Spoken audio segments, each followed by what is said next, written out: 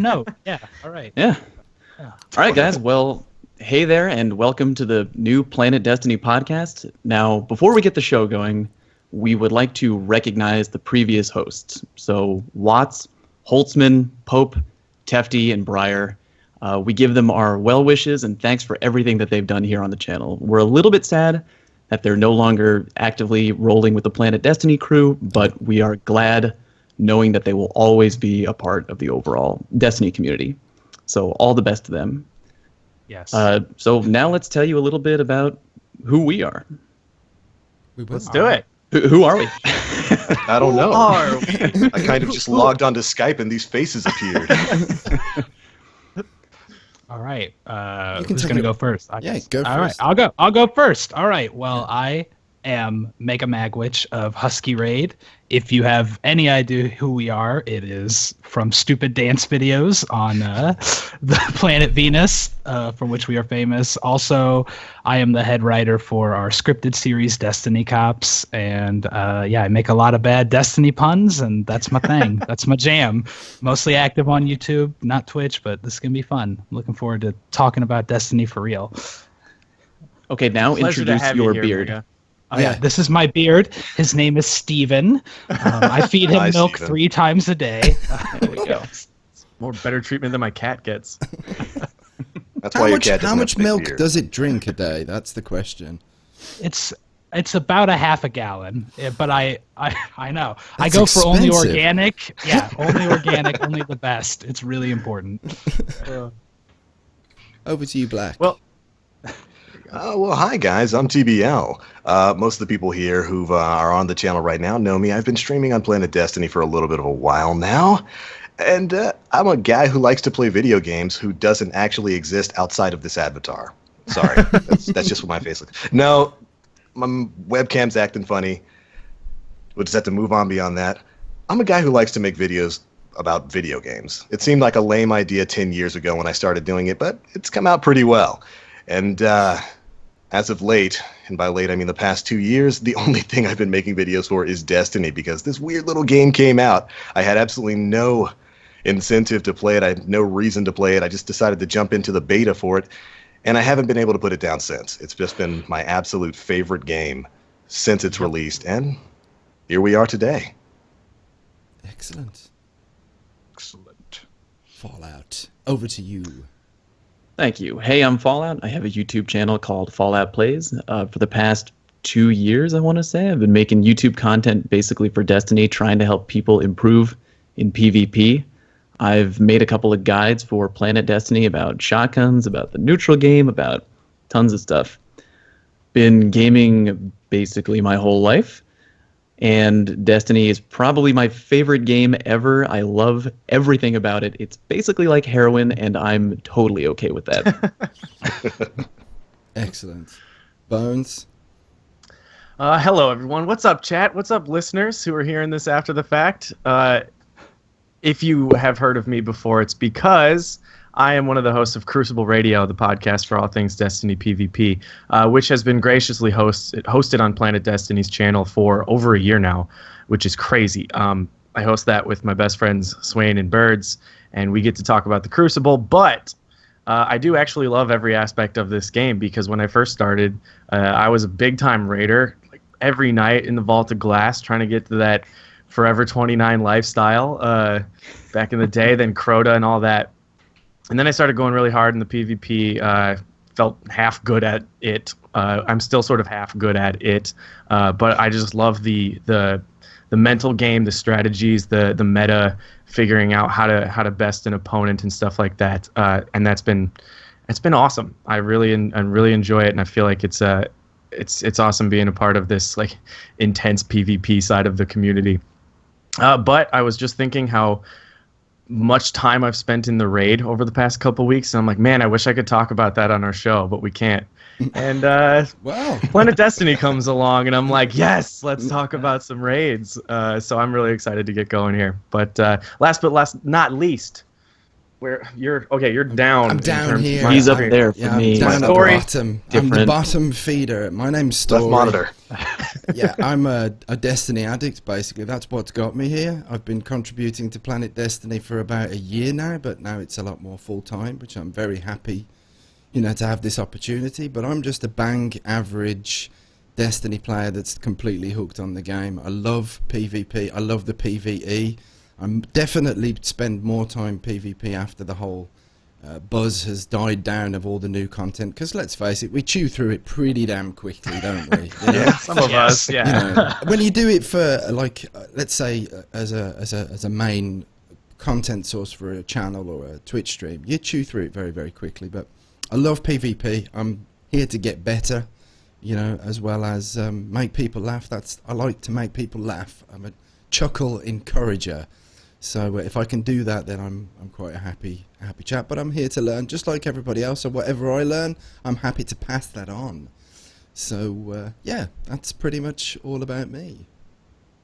Awesome. I'm actually really only here so I can make friends with good players and get them to carry me through trials. I'm not gonna lie. You too? Shh, yeah.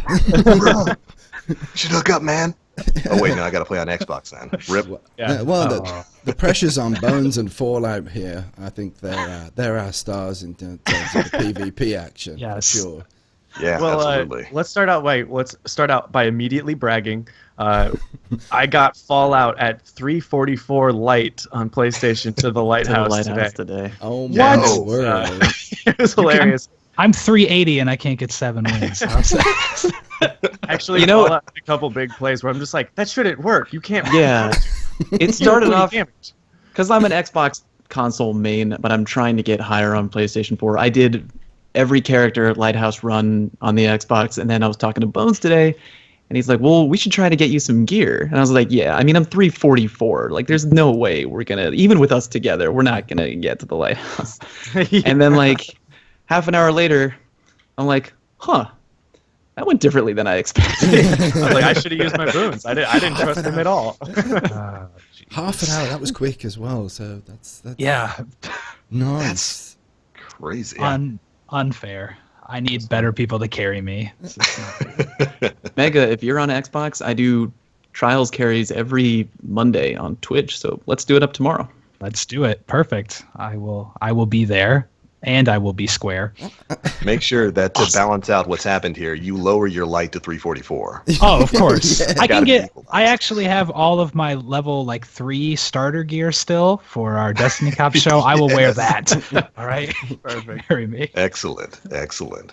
Well, I think we have no shortage of things to talk about for Yes. episode 1, but No. do you guys want to dive deep into a little bit of raid talk right now? Oh yeah. I think this Yeah. is Dying to. now's the time. Oh. Now's the time. So, Bones, why don't you take us there? yeah, man. Okay. Look, there's we could probably make the whole episode about the raid, and we shouldn't because there's so many other stuff. But I will say with I can't even, I'm not even exaggerating, this I think is the pinnacle of Destiny.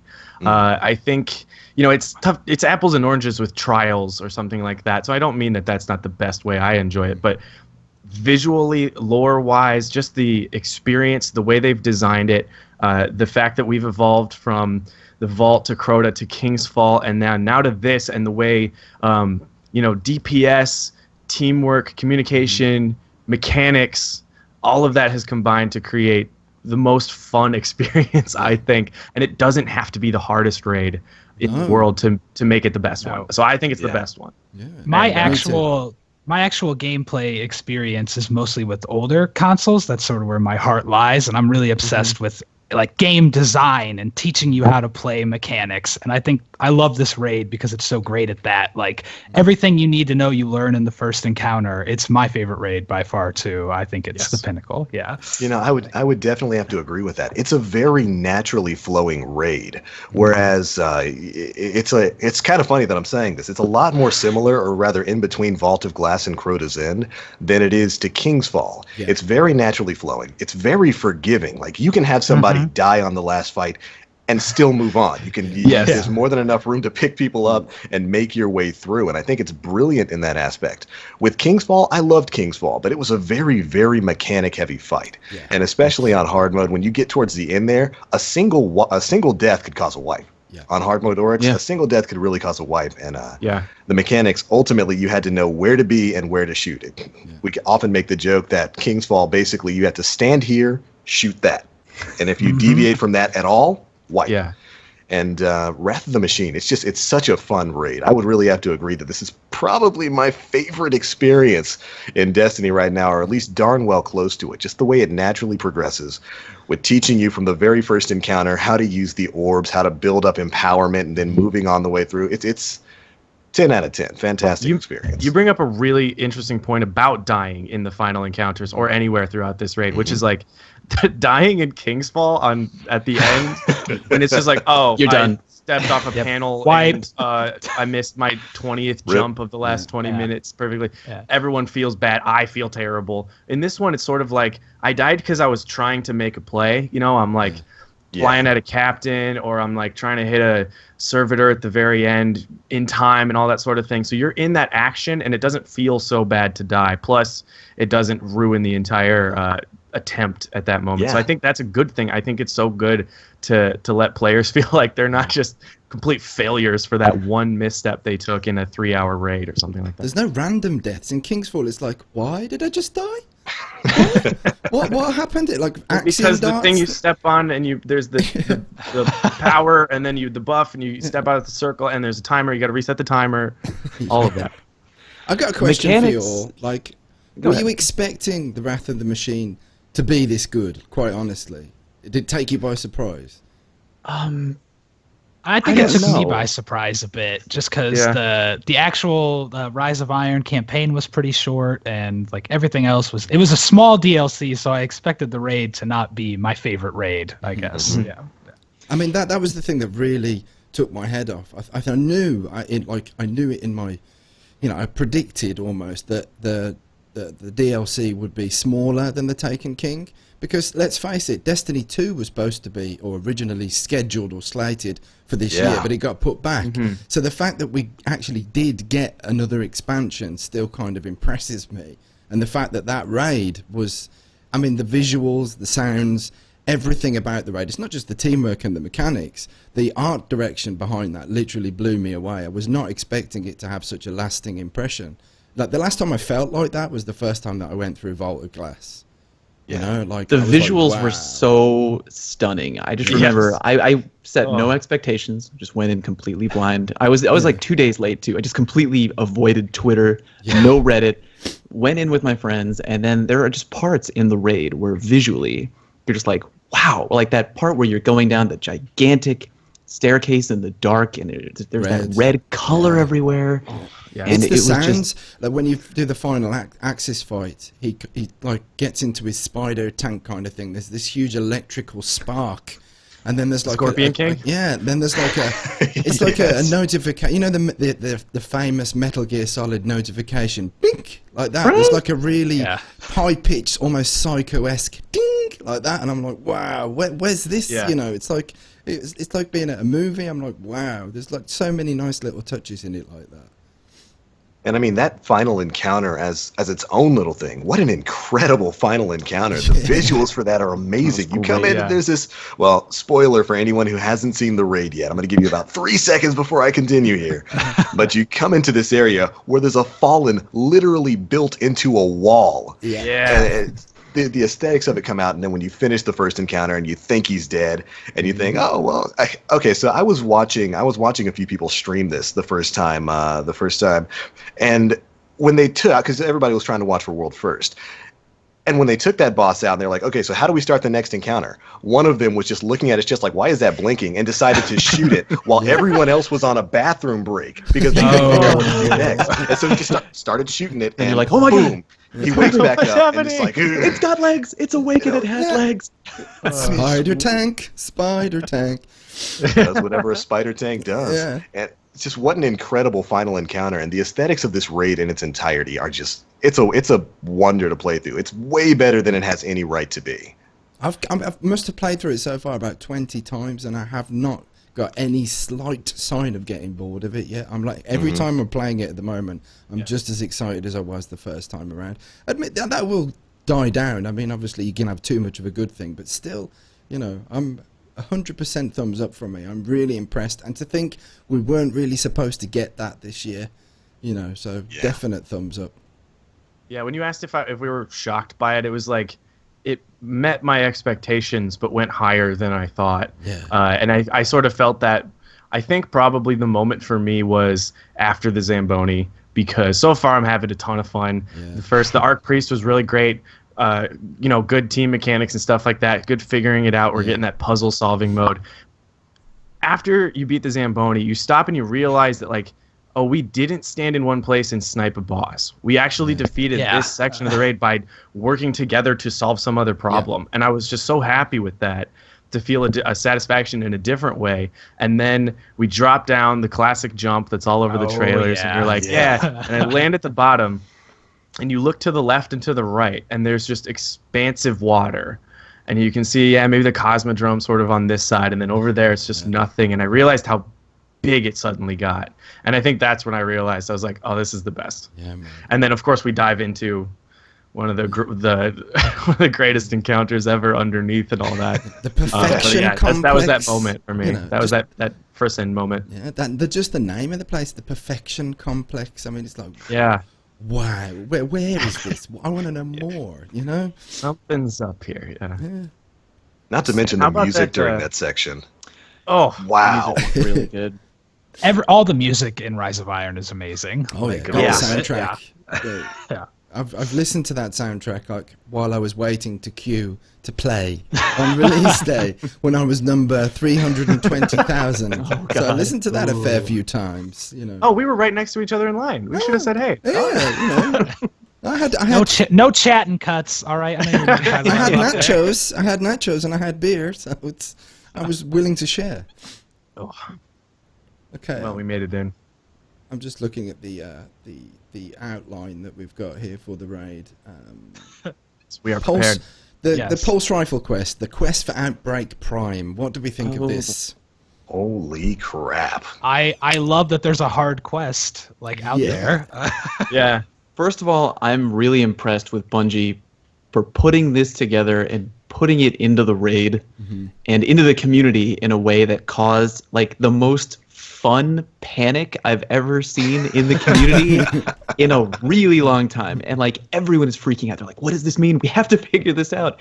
And it was just so impressive to see the community come together and completely figure this out. Totally blew me away. And I think the gun is one of the coolest looking weapons in the game. Everything about this hidden raid pulse I think is incredible. The quest, that is a quest. There was a lot of feedback from the quest line for Touch of Malice. It was fairly easy, and I want these quests to be a lot more involving and really taxing. And it's well, there you go.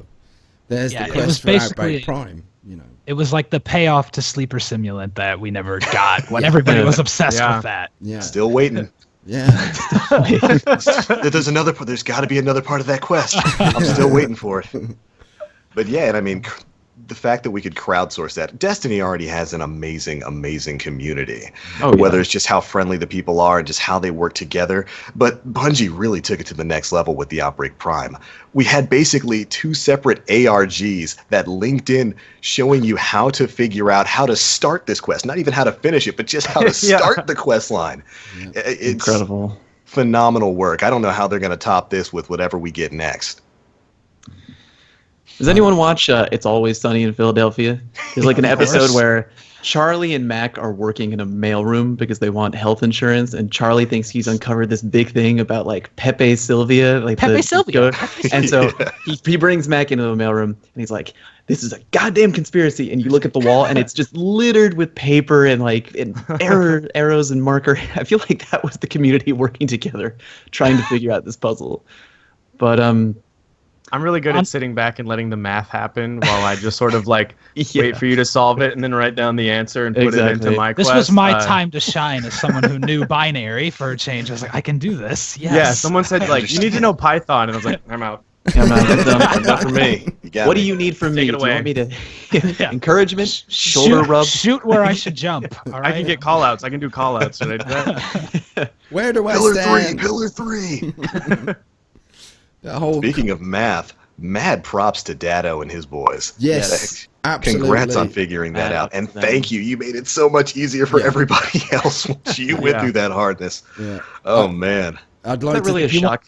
I'd like to take the time to apologize for not mentioning him in the guide. That guide nearly killed me. I was like working 20 hours on that thing, and I literally forgot. And after I published like the video, I was like, oh no, I forgot to mention, huge props to the guy that figured it out in the first place. So I've had some sleepless nights over that. So that's my official apology on forgetting to mention that the immense, cleverness of Dato's team and the guys that put the whole ARG together as well, because there was a lot of data going forwards and backwards from pretty much everybody to figure out what it all meant, and that still like takes my head off, the fact that it was a massive community effort, a big wall of brain, Is it any surprise to anybody that it was Dado to figure it out? I mean, like, if you had, this was Vegas and you could bet money on, like, hey, who in the community do you think is going to figure out the puzzle? Like, put it all on Dado, please. Yeah. Like, he's just really clever, and he's so dedicated. I mean, did you guys go to DestinyCon at all in Florida? I know Bones went. We were there together, but I saw you.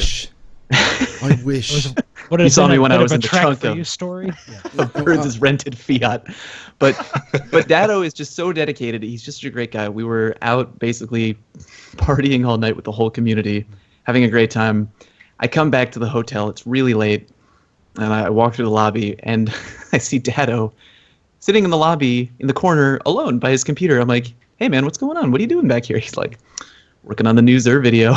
Like, you are a dedicated man. God love you. Have a good night, buddy. Yeah. He's a good lad. Dato does detail. I think that basically sums it all up for me. I watched all of his like Vault of Glass streams.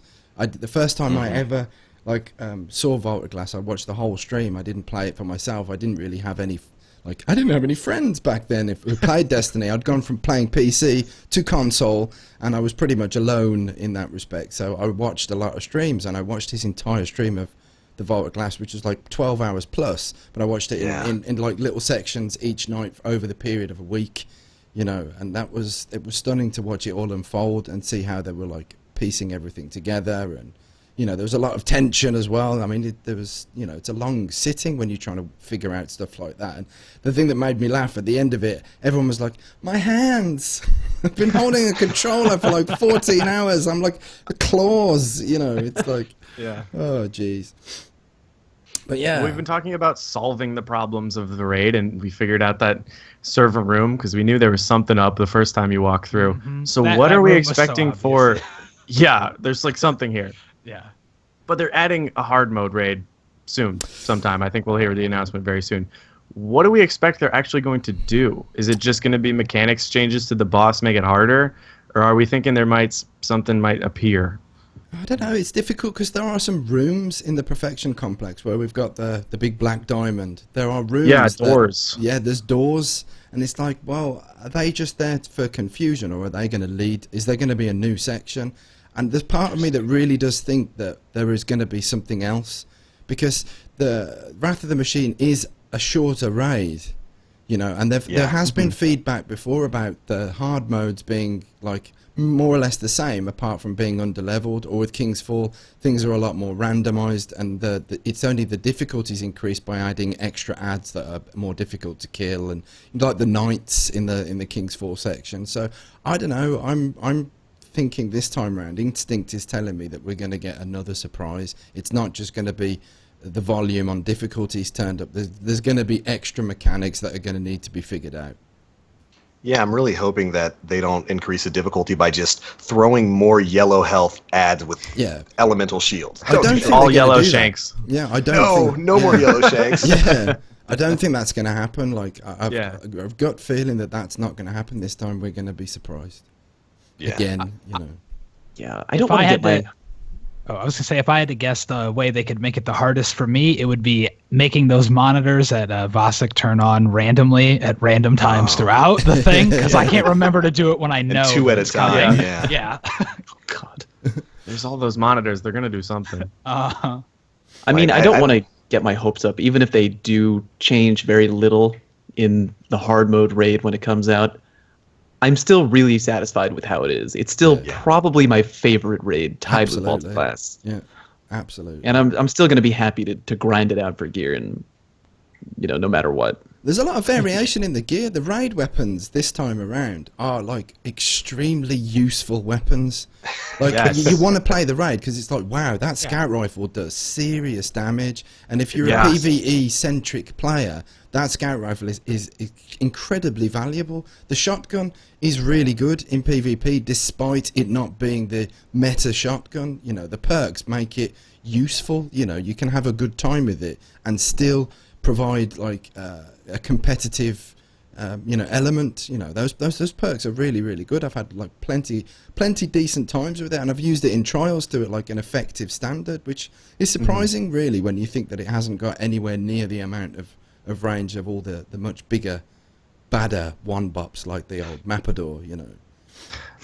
Yes. I really like that shotgun, the Quantaplasm. It's really fun in sixes with Supremacy because you want to survive that extra second to slide in and get a crest and back out, and you get that little buff to armor and the little bit of agility, and you're moving quickly and reloading backwards. I mean, that's a good gun. Yeah. And I'm not going to, I don't want to, in a 1v1 scenario, I know a good Party Crasher or Matador will beat me, but in a kind of hectic zone, maybe even Iron Banner coming up with Supremacy, that's a solid choice. Yeah, man.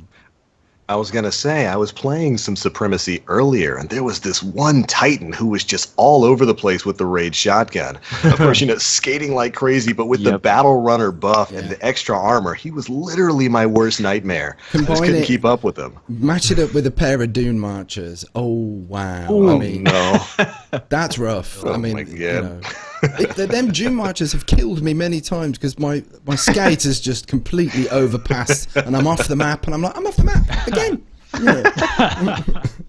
You got the Warlock problem. We just I thought you can't meant you stop. saw them in the kill feed where it was like, oh, Dune Marchers killed me. Yeah. You got stepped on.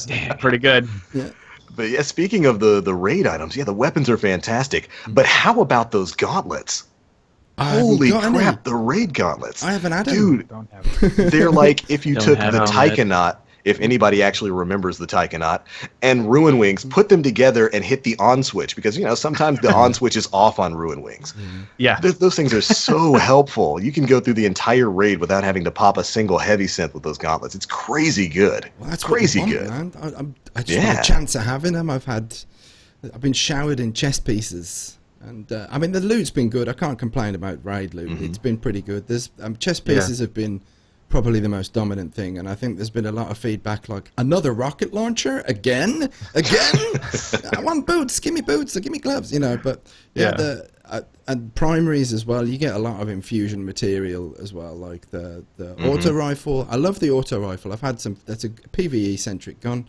Crashes my game every now and again, which is fun. In fact, we were doing a stream when we were activating the monitors, and I was running around activating all the monitors, and then someone in the fire team was using that auto rifle, and it crashed my game. I slid in, I saw a splicer dreg explode and then crash. Oh no. And all the monitors, we had to go back and do all the monitors again because I was the one that activated them, so it just cocked everything up. So be careful. If you're doing the quest for Outbreak Prime and you want to activate those monitors, maybe ban the use of the raid auto rifle just to be on the safe side. Do that for patrols. Use that in patrols where you're the only one that's going to take a hit. Yeah, in your own time when you're in a fire team of one yourself. Yeah. We're MLG raids now. I'm banning the Genesis chain. Yeah. Can't use it. And I think it's really cool that the raid armor is something that you can change up. It has the ability to re-roll. Yes. Which is so awesome. Excellent point. I think we should have this more often with armor. Yes. Because there's a lot of criticism about not being able to look very different from other Guardians. If we had the ability to pick up any armor in the game, whether it's blue or legendary, and we could, what's the harm in being able to re-roll the perks so you have your reload speed for your preferred weapons, so you can have your different loadouts and stuff like that? That's definitely a direction that I'd like to see enhanced and definitely worked on, because for me that is it's a small cosmetic thing, but it makes a massive difference in loading your Guardian up and having different appearances, so thumbs up for that. Let's see more of it. Let's definitely see more of that. Yeah, that being said, it's a great choice for that end game stuff. I get a drop, I got arms in the raid, and it's really worth it. It's not like, gotta wait till next week till I get the intellect discipline hand cannon or whatever. It's like, it doesn't matter. I can feel really good about that piece of armor, and it's worth it to fight for that advanced piece of armor. I think that's a great choice. And there's still that element of progression. Like, you can keep re-rolling. You might not get what you want, but you can play the raid again, collect those Siva fragments, and there's like still the resource, the economy is still there.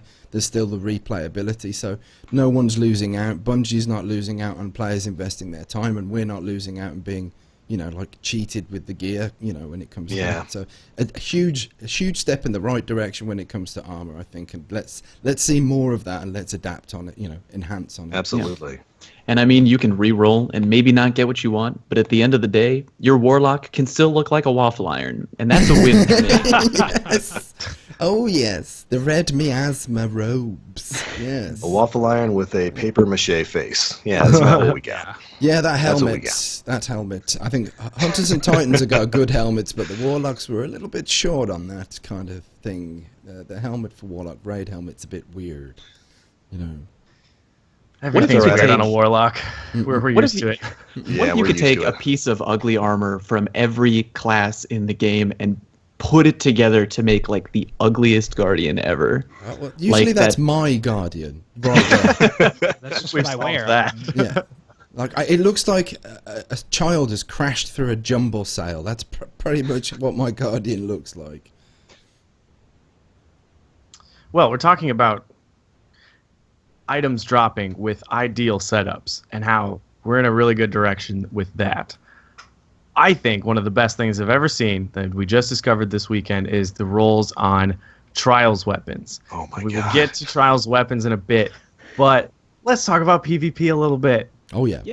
Yes. Let's do it. I know me and Fallout are the tryhards, but everyone's been playing some Trials this weekend. Oh yeah. How did we like it? It was my first time ever playing Trials. I played specifically for this podcast because I've always known I was way too scrubby to go in and that I would suck. But I actually really enjoyed it, even though I did not make it to the lighthouse, which was just, bullcrap. But, what can I say? Absolutely. I deleted the game after that, but it was fun. First time ever playing and I didn't get to the lighthouse? Horseshit. I don't understand. What else could I have done differently other than played well? I don't know. It doesn't make sense. You're a content creator. You're supposed to have this stuff handed to you. Like you're supposed to enter Trials and immediately load into the lighthouse. What's wrong here? I clicked last exit and it just took me to Mercury. I don't know what's up. Story, did you get into Trials at all this weekend? I did. I played about, I don't know, a lot of cards. Three flawless, thanks to really strong fire teams. I'm always the weakest member in a fire team, pretty much. I enjoy it. I mean, I'm slightly above average, but it's tough because the competition, particularly when you get into the 6th, 7th, 8th win, you'll never be matched with terrible teams. It's going to be difficult. You make the slightest mistake and that's it. You're out of there, So it is. Yeah. It's a very intense experience, and I think that's why a lot of people really enjoy it. It can be no means described as easy for the majority of us that play.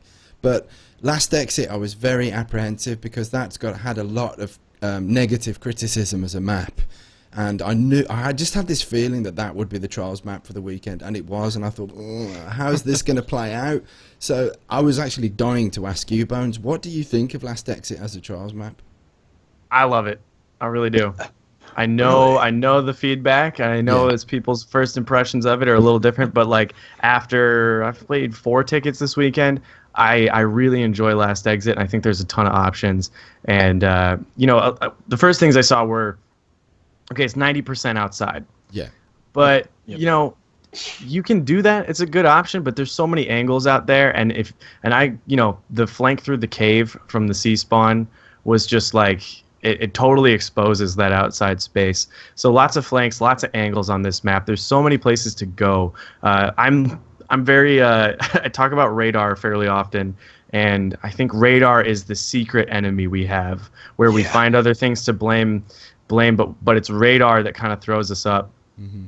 So radar in this map is so nice because you don't really know where they are specifically. They're like, I know they're inside, but are they in that tunnel, or that tunnel? And on what level of those tunnels, and where are they standing? And so I think that the map with so many routes and options really changed up the way people read radar. And I think radar is the true culprit when people dislike doors. And I know Last Exit has doors, and everyone goes, I don't want doors in PvP. And I'm just like, I think you don't like the fact that you can see someone on the other side of it, and you know they're there, and then you stare at that door. I think that's what we have. But I will say on the topic of doors, the way Last Exit is different is that those hallways are really small. Where the doors are is really cramped. So you can get people to move with grenades. If you're talking Black Shield, with the doors on either side, you can be anywhere out in that open space and sniping in through the door, and you can move anywhere on the inside. So you throw a grenade to try to scare them off, and all they do is sort of like stand over to the side now, and you've done nothing, and you haven't broken their setup at all. But if you throw an Axion or something like that down that ramp, and they're in the doors, they're like, oh, I have nowhere to go, and they just run away. So I think that keeps the pace up, and it makes those doors less of the standoff central area, and that's why I like Last Exit. I've had a couple of team wipes with storm grenades when they were all in that little one corridor with the ramp up into the cafe. Hallway. Yeah. You know, that's made some nice montage material. But did you Found out notice lightning grenades can cover that whole upper area inside. There's so much. Yeah, there's so much that can cover it. I've noticed in that room, this is like the intersection that leads up towards the cafe. In that room, you've got like two ramps that it's just like a four-way intersection. I've seen Nova bombs wipe entire teams, Fist of Panics wipe entire teams, grenades. You gotta be really careful. Yeah, I don't know, like I would generally say expect the Nova bomb to have a bigger range when you're in that room. So avoid, if you're going to use it as a way to get around or flank, do it quickly, or maybe go around that room, because it's like the chaos intersection of death if you're not careful.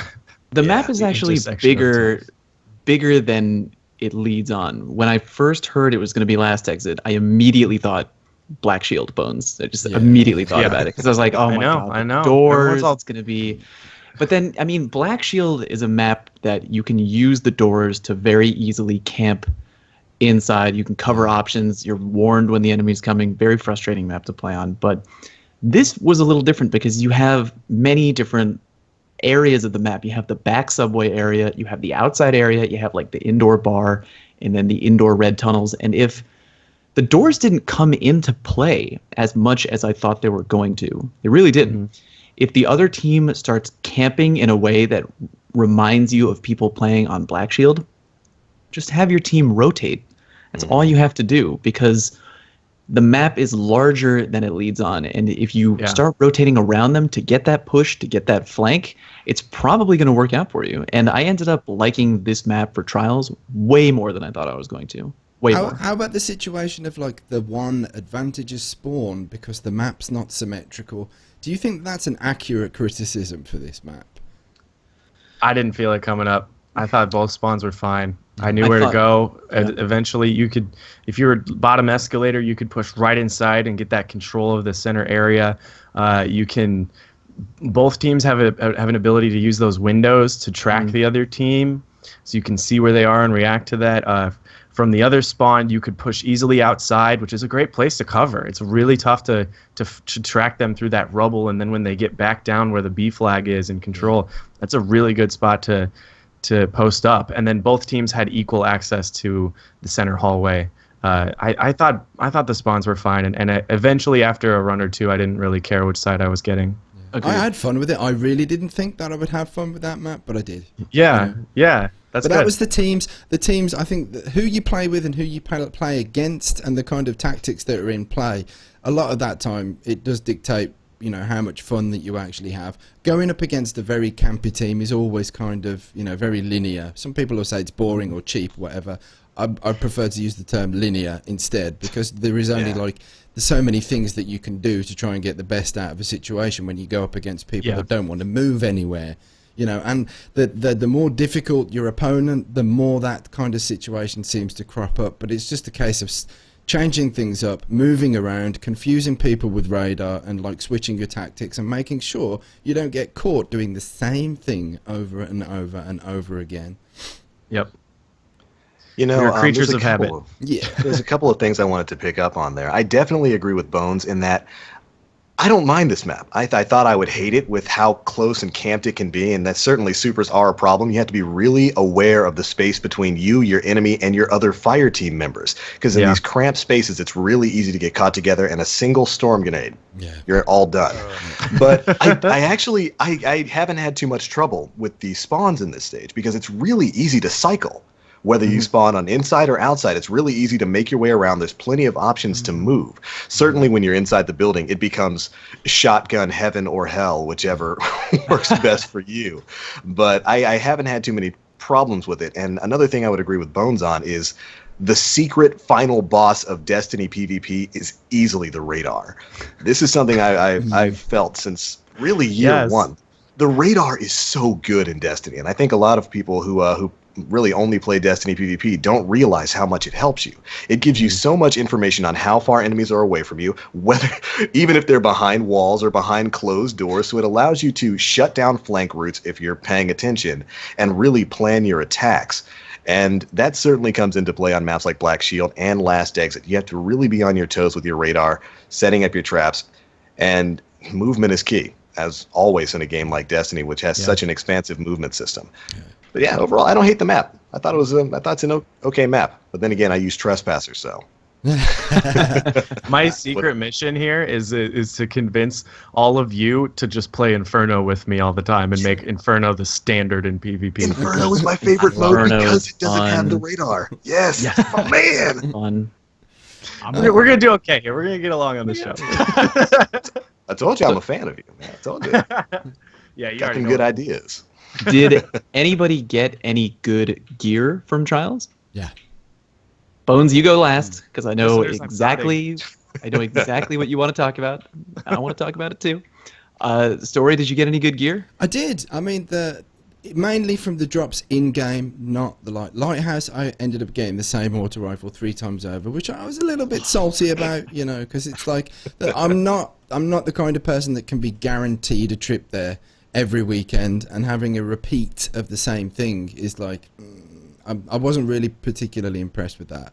But you know, you take it on the chin and you move on. I've had some very good loot in Rise of Iron so far, so I'm not really gonna seriously complain about that. But the drops in game were superb, and they were like much higher frequency than any other Trials cards that I've had before.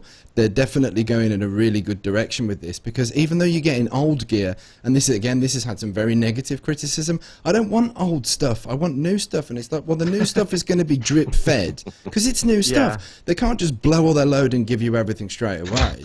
You know, however, you've got the old stuff dropping at consistently high light levels. So you've got infusion material, so you can vary out your loadouts more.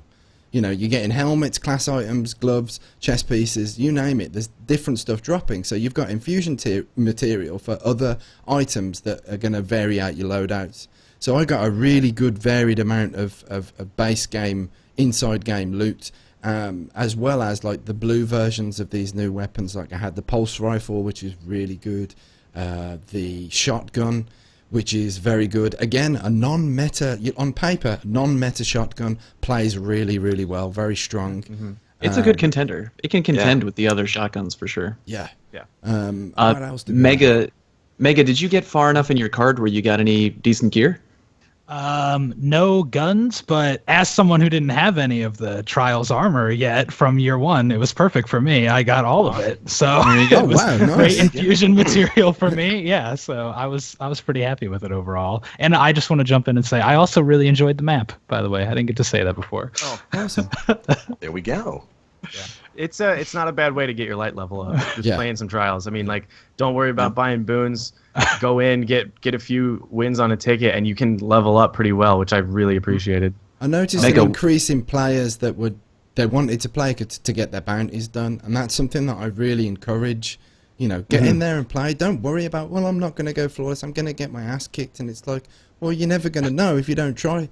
And you get some good stuff this time around, so there is a bigger incentive to get a team together and start playing Trials. And that's what the number one thing about Trials that makes Trials great for me is getting a good team of people that you know and you get to know, and you can bounce tactics off and learn to play with. So that's really what Trials is all about. So just get a team together and get in there and get your bounties done and hope for those drops. Agreed. They're good. You know, they're good. And the only way to improve is to keep doing it. Yeah. But tomorrow, Mega, you and me, we're gonna make that happen. Oh, I look forward to it because there's a member of Husky Raid who's never been to the lighthouse, and I want to get there before him, and it's going to be a long way. So. But, is this going to be live on stream? Because I'm going to tune in. Yeah. But the weapon I really wanted to talk about, and I know Bones wants to talk about it too, is the pulse rifle.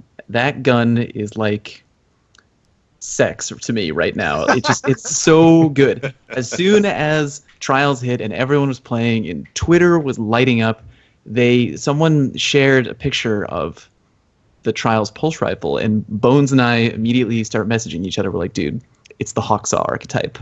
Yeah. Like, I need this gun. Really, really want it. And it's got such a lovely sight on it as well. For the first time ever, it's beautiful. Like it's taken the what's the favorite sight that we have on? Is it the SLO 19 on the Hawksaw? The really open, nice. Yeah, it's like that, but like a million times better. And then it highlights people as well, so you can see the head glitch, and you can tell whether you get that shot on the head glitch or not. You know, because it's all highlighted and stuff, peeping over the rocks and cover and stuff. The great thing about that gun is that it's exactly like the Vendor Hawksaw, which it just crushes people in PvP. Such a great gun, but you can change it based on how you want to use it. Like, do you want to have a pulse rifle with really high stability? You can change it to make it that way. Do you want to have your pulse rifle have really high range? You can make it that way. Do you want high caliber rounds so you can flinch people? Yeah. Do it.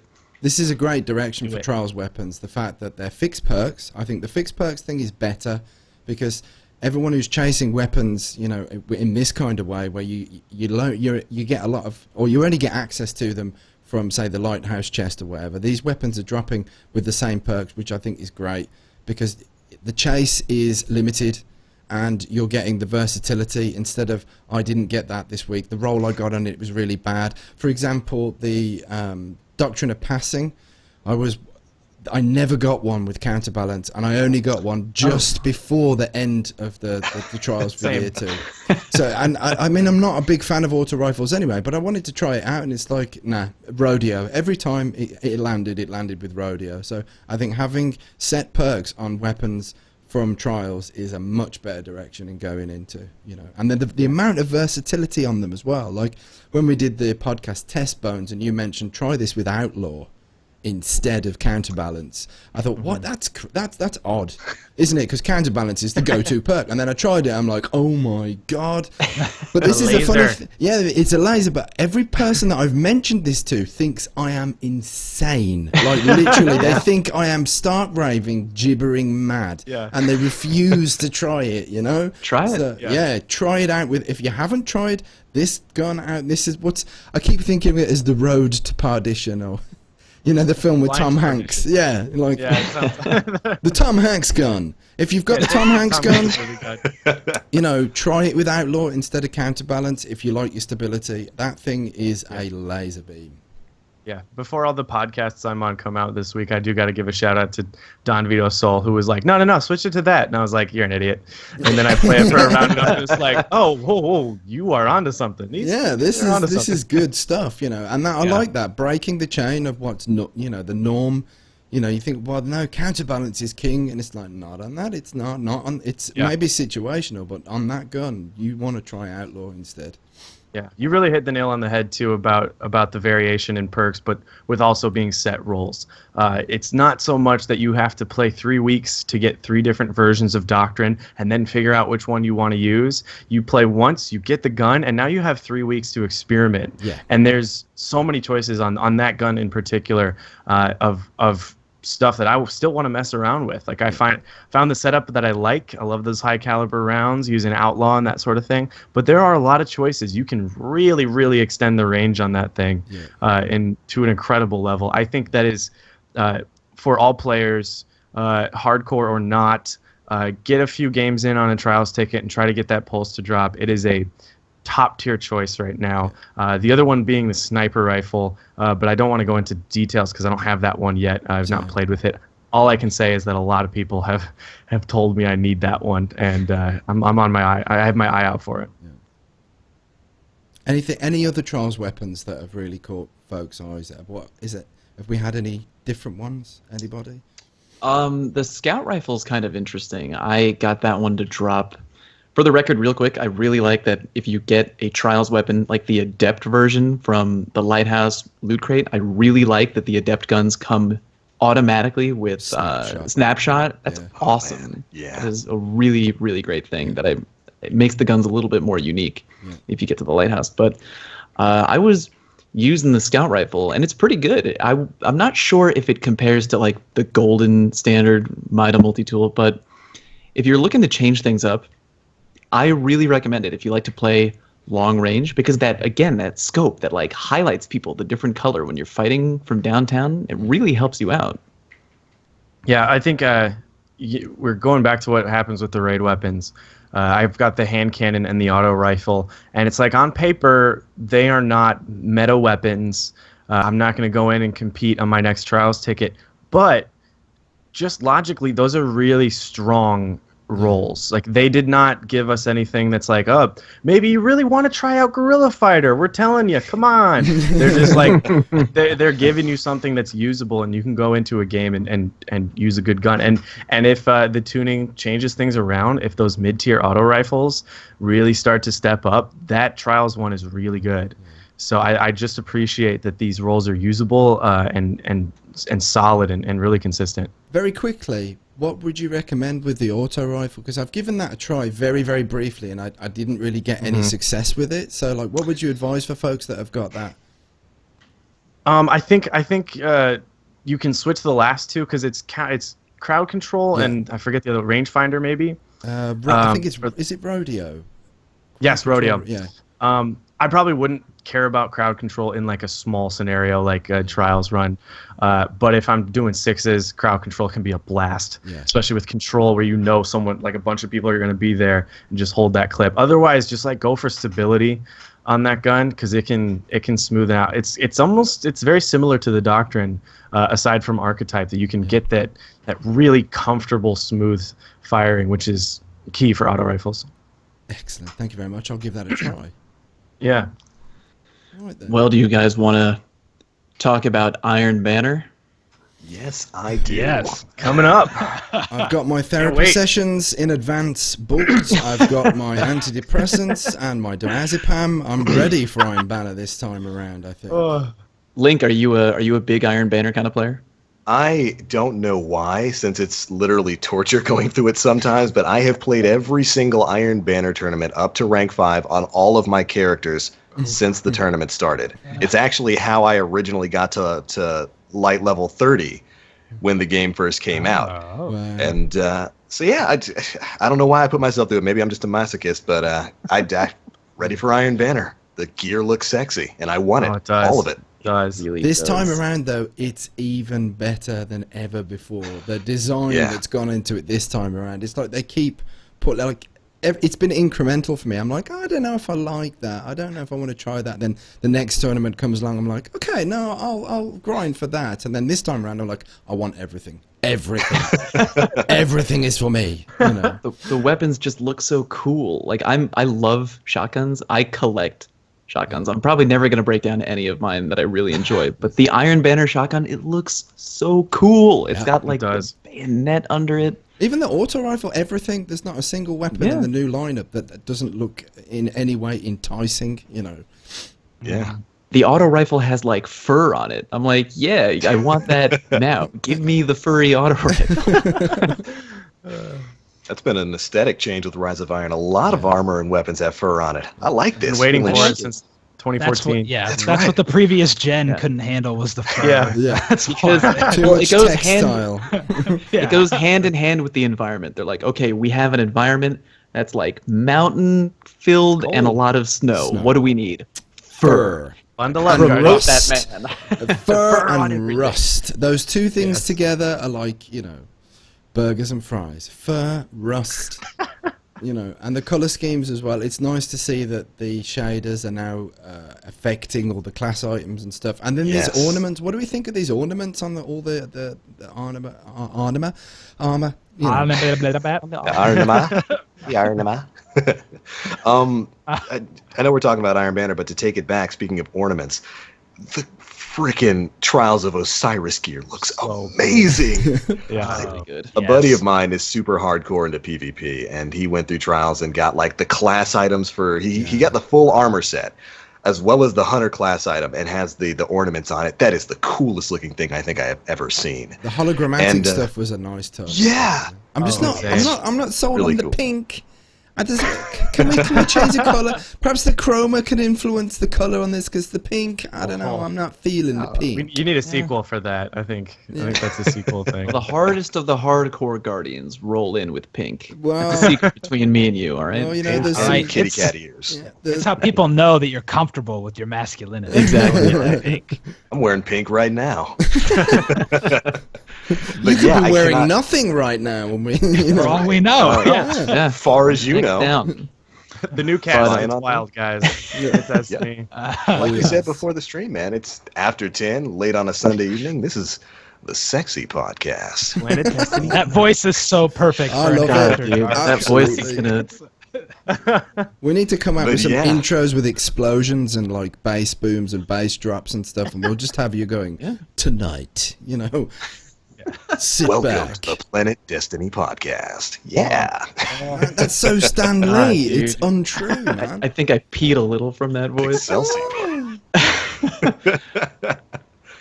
But anyway, Iron I Banner got gear largely is distracted by fantastic. how into that. I'm sorry. It's my fault. before Link seduces me too much over the internet, how do we feel about Iron Banner being supremacy? I think it's a good I'm thing. excited. We need to vary Iron Banner. I'm pretty much burned out with the whole concept of like Iron Banner being control for so long. I like it changing. So having the new mode makes sense. Is it going to play as well as some of the other modes? Well, who knows? But who cares really? Because it's going to change. It's going to rotate, and variation with Iron Banner I think is important. So naturally, the new game mode makes sense. But I think the question is like, what do we think of Supremacy as a game mode anyway? In particular, like for 6v6s, you know. For Rumble supremacy, I know that pops up sometimes. That's probably one of my favorite game types in Destiny. If you haven't gotten into Rumble supremacy yet, really suggest that you try it out. Love that thing. But I think supremacy is a game type that in general favors really aggressive close range fighting, which is something that that's my play style. Like I'm the kind of guy who will get up in your face and just do whatever. And rush in. And I really like supremacy because of that. It's going to be interesting because especially with light levels enabled and all that kind of thing. So it's a tough game mode because it's not necessarily about the brute force. It's about positioning and baiting and trying to outwit people. And I think when I played it at Gamescom, I thought this is going to be quite popular in the competitive scene because it's there's an objective, but it's not like you can predict too many movements. With control, it's like players are going to be on these points, so I can camp here and I can wait until they get on the point, and I can almost abuse the fact that there's an objective. With supremacy, you can't really do that. You know, you have to push, you have to outwit, and you have to move. You know, in order to get the benefit of the situation and play the objective. It prevents slow, kind of campy-ish gameplay because if you're playing a game like Control and your team has these capture points locked down, if you have 2 points locked down, there's no real reason to go for the third point because you have 2 out of the 3 points. You can make them come to you. And I think a lot of people get frustrated with that because depending on what the map is, you can lock it down pretty hard with your team. And in Supremacy... And that's the objective.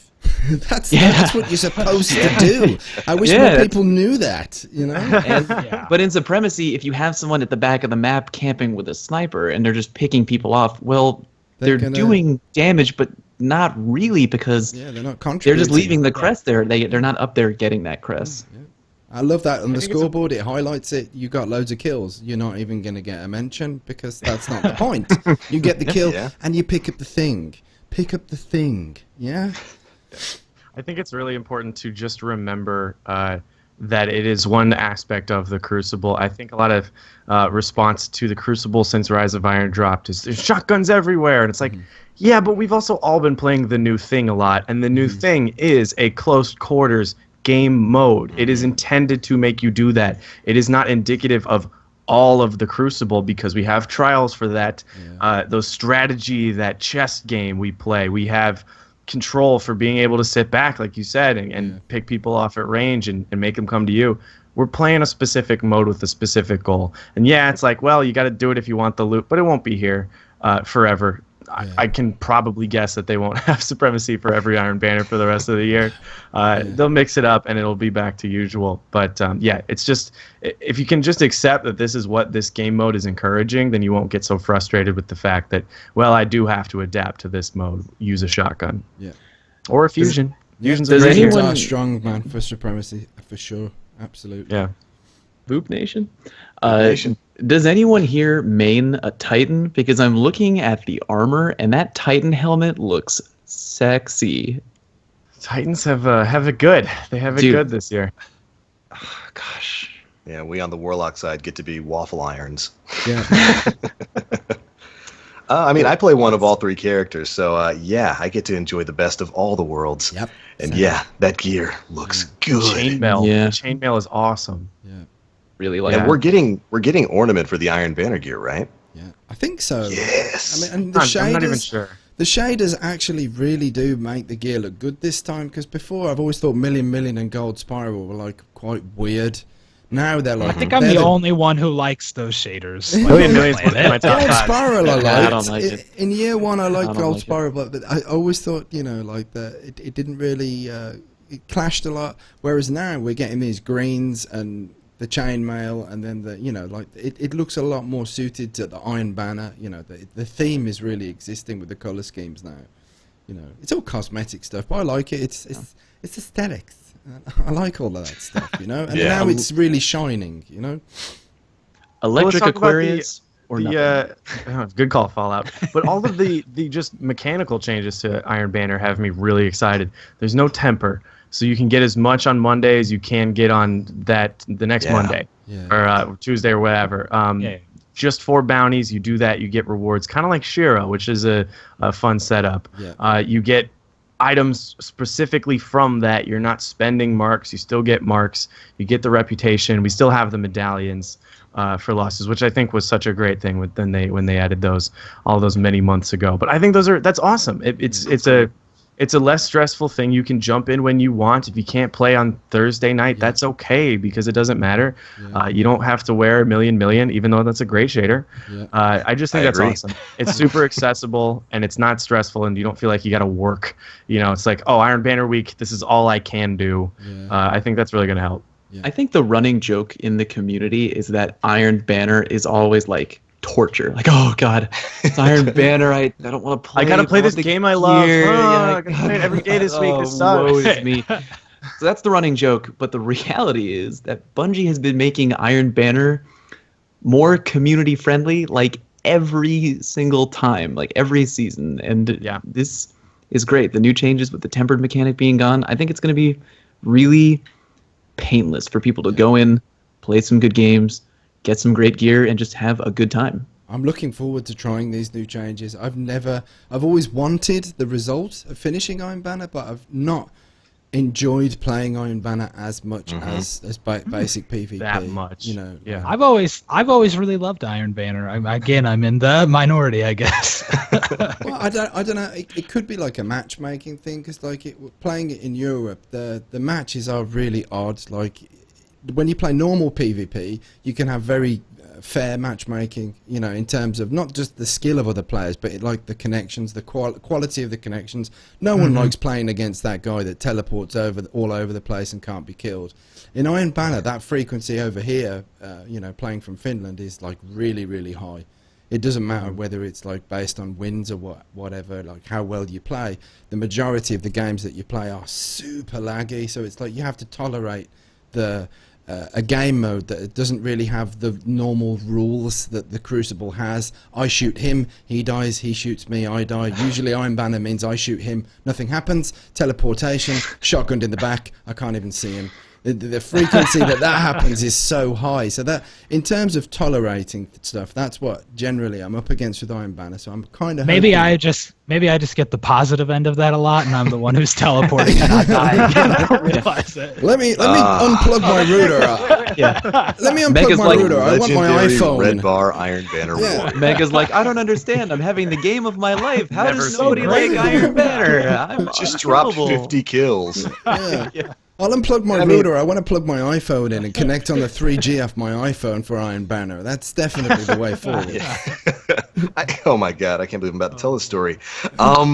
Way back in Destiny 1.0, I actually did that with my phone while I was on vacation. Yep. Because my friends were doing a raid run in Vault of Glass, so I tethered my PS4 to my phone and played through the raid. I have never felt so unkillable. Even worse, we did have a PvP match afterwards. I felt like scum. I was a god. You know, I was, for Get once. out. the I was a Iron god. Lagger. I love funny Destiny stories like that really show like player dedication. Like a really long time ago in year one, my friends and I were out for my buddy's bachelor party, and we were at this cabin, like just basically drinking the whole weekend. And he's checking his phone, and he's like, "Oh my god, Xur is selling the Celestial Nighthawk." Yeah. So he just calls up his wife and he's like, "Hey, honey, could you turn on my PS4 right now? I need to talk you through something real quick." That's cool. Oh, I think the how many of things us we have do. done that? How many of us have surrendered our account details for someone to log in and go and buy that thing from Xur that we can't Yep. get? I'm lucky I've I got don't my think I've dad had that to. can do that because he plays Destiny a lot as well. Like we Yeah. play together, and he will quite easily do that for me, so I'm covered. That's the joys of having a YouTube group with 4 partners. I just let any one of them sign on for me. Yeah. Yeah, that's a good. But call. you have I to be actually careful did, not to piss any of them off, because one day you might sin and it's like, where are all my exotics? Oh my god. You know? So on that note, I'm considering actually opening a service for hire, because I actually went into a friend's account who is a total hoarder, and he gave me his info and he said, "Bones, I need your help. I need you to go through my vault and get rid of it." And I was like, all right. So I kept, like 1 copy of every exotic, because it doesn't matter. You can buy those again. Yeah. Like a full set of raid gear from year 1, fine, whatever. A unique strike drop you got does not bow or something like that. I left it. But I went through everything on his characters, everything in his vault, on his armor, guns, and I dismantled all of it. Oh god. And I generated 400 marks worth of legendary gear. Wow. And I just converted that into planetary materials at the vendor. So, he's sitting on 600 of each in his vault for Rise of Iron grinding and stuff like that. But I had so much fun doing it. And I was just messaging them the whole time. I'm like, what's with the 7 rocket launchers, man? These are all vendor rocket launchers. You don't need this. Bones, Should have dismantled it. we're so different in that, and we both know it. And you give me beef for it all the time. So earlier today, Bones and I are playing PvP together, as we do. So we're doing a trials card because he's trying to help me level up on PS4. And after a win, we get some boots. And he's like, "Hey, how much does that pump your light level up?" And I was like, "Can we go to the tower? My character is completely full on armor." And he's like, "You son of a bitch." We talked about This is your alt PlayStation 4 account. Why would you need 8 pieces of leg armor? I like to have. I'm a hoarder. I'm a total hoarder. Weapons, If anyone especially. needs help, I'm gonna get like a service set up. It's like Bones Dismantling Company. Please put your account information in the chat right now. Whisper me your details. Your Thank you. social security number. Let me know if you have Outbreak Prime. I'll do you first, so I can just log in there and take care of that. But listen, in my defense, I have heard from a lot of friends many horror stories, and they usually come from guns, where it's like, "Oh, I had a year 1 Matador and I dismantled it." And I'm like, "Why would you do that?" It's like, "Well, because it was year 1 and we were going into year 2. So I was like, "That's it. I'm never breaking down anything ever." Yeah. Just putting it away. My vault now is fall because I'm not making that same mistake again. I had a Matador. I had all the year one stuff, and I got rid of it because I didn't. This have is the how it space. happens. You know, and then This is how it happens. you know, I was speaking to Deej about this at Gamescom. I was like, why do you keep all that stuff? And I'm like, because you're either going to nerf it or you're going to buff it, and I'm going to need it. You know, someday, right? Yeah. It's like It's the most this like week paranoid, on like Destiny doomsayer orders. preparation Yeah, for it. it Like, is, if it yeah. happens in 2 years, I'm gonna have the gun. I need to keep this gun. You Yes. can't take this gun from me. Yeah. absolutely. I have to hold on to all armor for costumes for our videos and stuff, so I have a vault that's half filled with Halloween masks. All right, so just For the rest of us, though, like I was saying, it's kind of like this week on Destiny Hoarders. Fallout refuses to shard a shotgun that might be good someday. Yeah. I would rip it out of watch his hands. that series. I would subscribe to that series straight away. I mean, I get the same thing having to go through my dad's account every now and again. He has 3 Lord of Wolves fully upgraded for each character. I'm like, you only need 1, right? You One just day, need 1 to swap They're gonna between. they're gonna make this garbage auto rifle good. Who's gonna be laughing then? Yeah, exactly. It's actually at the I'm point. just gonna get another one. Hey, you you remember- say so, but I held on to that Kovstov, and then dismantling it got me the Yeah. quest for Oh, the yeah. This exotic one- ones. Bones will probably be mad at this one. Okay, so remember last year for Festival of the Lost, like the Halloween thing that Bungie put on, which was great, and I hope they do something like it again. They gave out like the masks and the candy, and remember that like when the candy or whatever it was, when the time went by and the Festival of the Lost was over, it went rotten and like it's not good anymore. Yeah. Yeah, I still have that on my Yeah, me Me Warlock. too. yeah. And So do I. at this point, like I realized like half a year later, I was like, I still have this.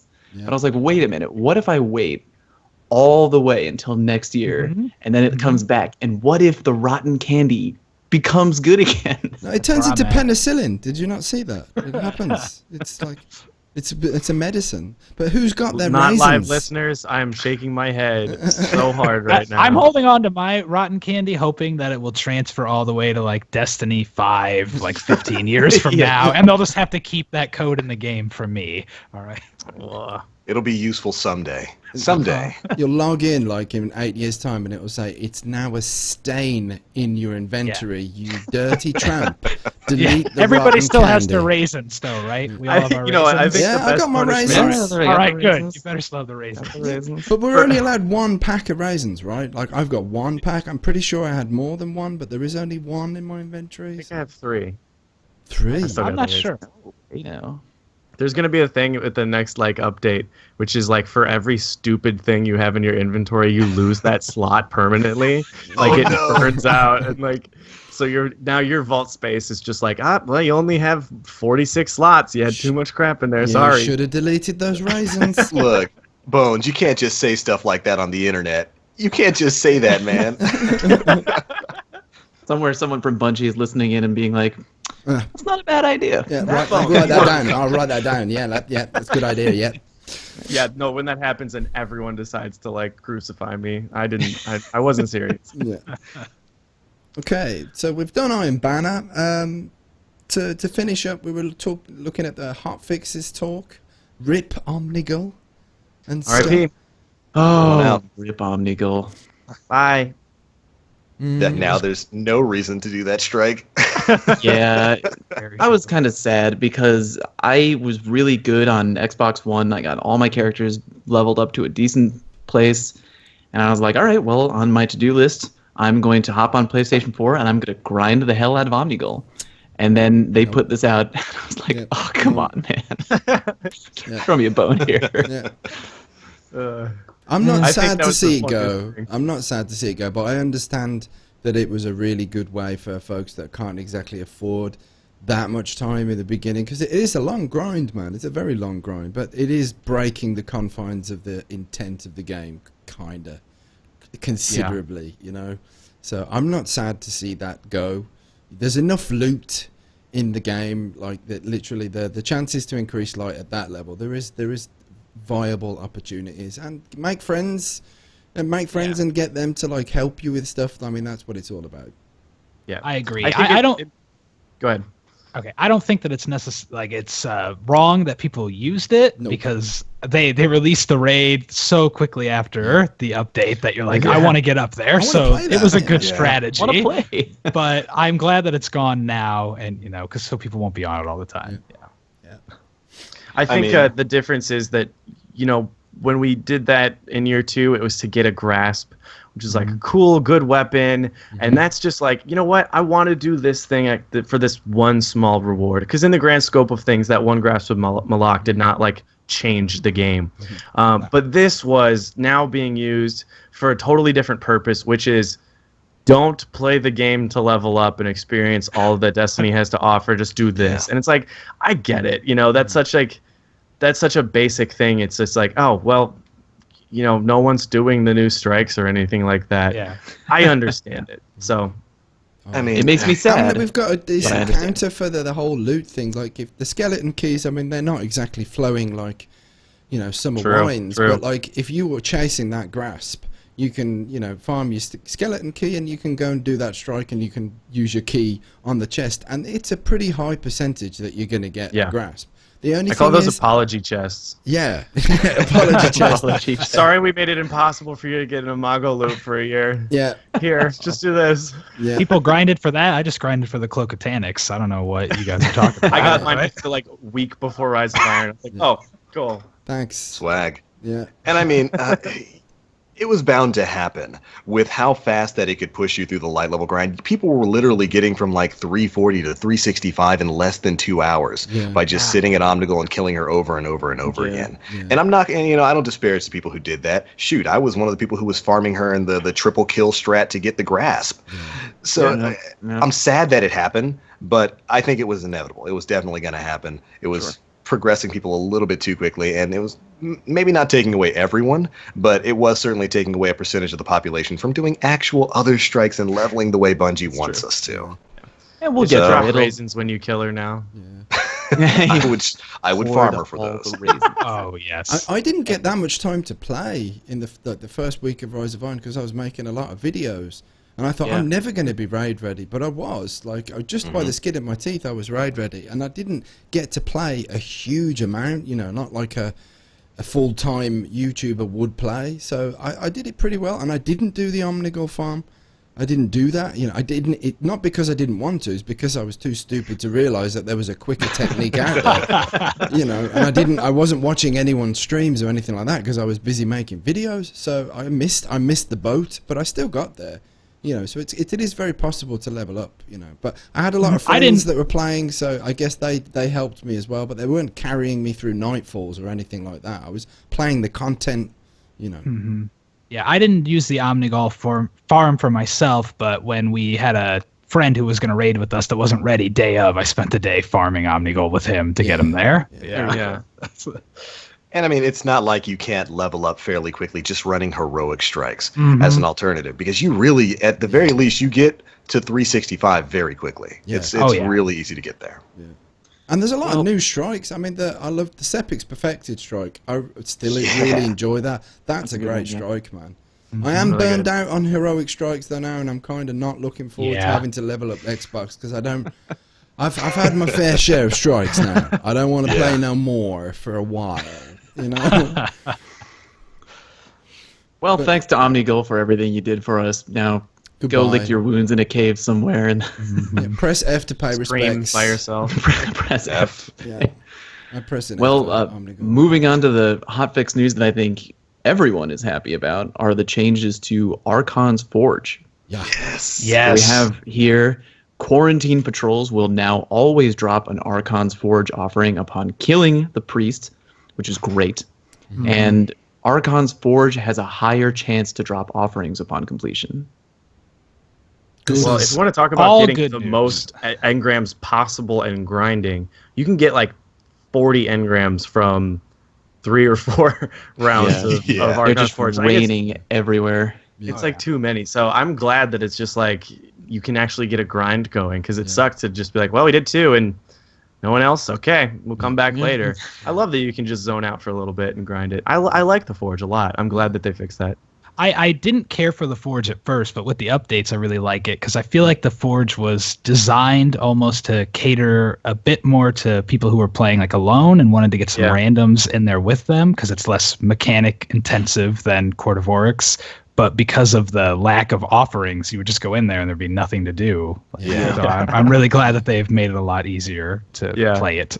And I don't know about you, but the helmets from Archon's Forge that have the potential of dropping, those are the best helmets that I've seen so far. Like, I prefer those helmets than anything else. That's why I'm going to be grinding Archon's Forge. And the fact that you can join in on somebody else's Siva offerings, whether it's a purple, a blue, or a green, and you can get something like that without having to actually offer anything yourself. At first I was like, the person who puts it in should be guaranteed some loot, and I think maybe that should be the case as well. But the fact that other people can get stuff, that's like a community incentive, like an incentive to play, and that was another good step in the direction for loot drops there.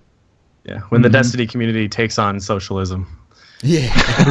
Who should get what? I did the work. Yeah. I was a little upset when I put my first perfected dragon and spent up to the last second killing him and then got nothing. Yeah. And old Like, Rando gets the legendary gauntlets. Yeah. And I mean, the drops, I've seen quite a few drops from Archon's Forge. I haven't gotten too much of the armor myself. I have seen the helmets, though. The Hunter helmet looks crazy good. It's like the Dream Eater or something. Cool. Yeah, the Titan one and the Warlock. I really like the Warlock one as well. I think those three helmets, in my opinion, they're stuff that I really want to grind for because I think they look the best out of all the helmets that we have.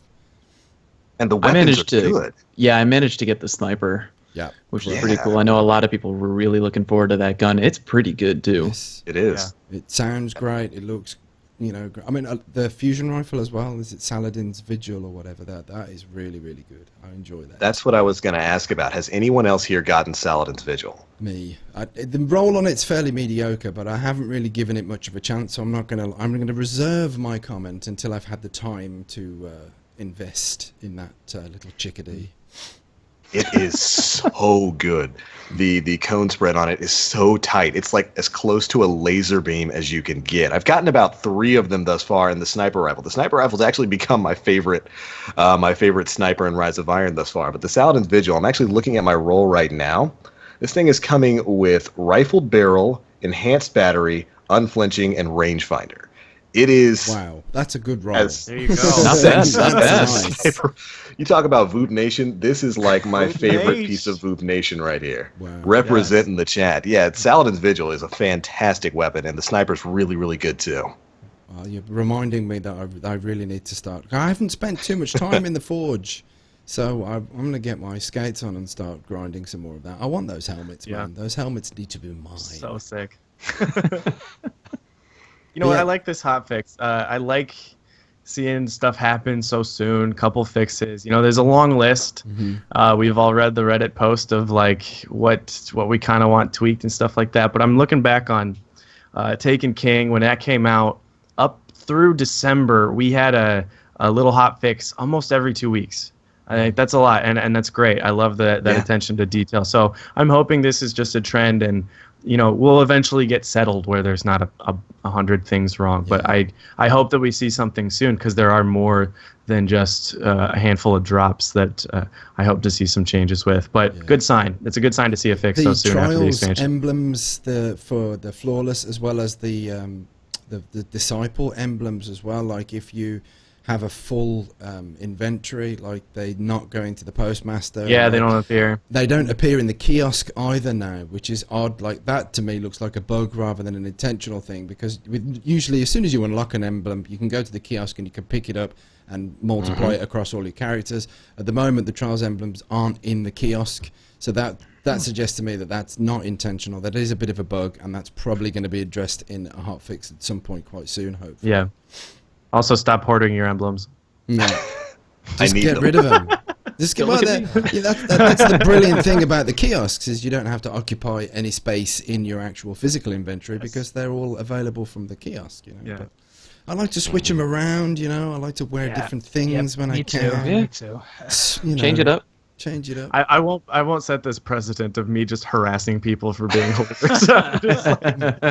Why do you got 8 of them? You don't need all the subclass ones. Come on, you haven't used that one in months. I'm bringing you into a party so we can explain this to my dad. Because he won't have it from me. I'm his son. He's like, nah, you're talking poo. Look, Mr. Story, I got to tell you the truth here. You haven't worn that Defender Titan emblem since April update, okay? It's Rise of Iron. There's new ones to wear. Just get it's going to be in the kiosk. It's going to be there. Let it go.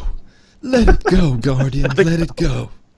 Do you reckon we should pop along to some reader Q&A section? Sure, why not? Number one question: who are you guys? What is this? What have We you are done Star with everybody Fox. else? Sorry, I have to make that reference. So we've got. Do we have anything on Twitter, or should we just open this up for the Twitch chat at the moment? I've got my chat open. I can see you all now. Hello, chat. Hi, chat. Hi, chat. Fire in some questions if you've got anything to ask us in particular. These questions can be pretty much anything. So fire in some questions, and we're going to be happy to answer them. If you've got questions specifically for any of us, then by all means, ask away, and do it now.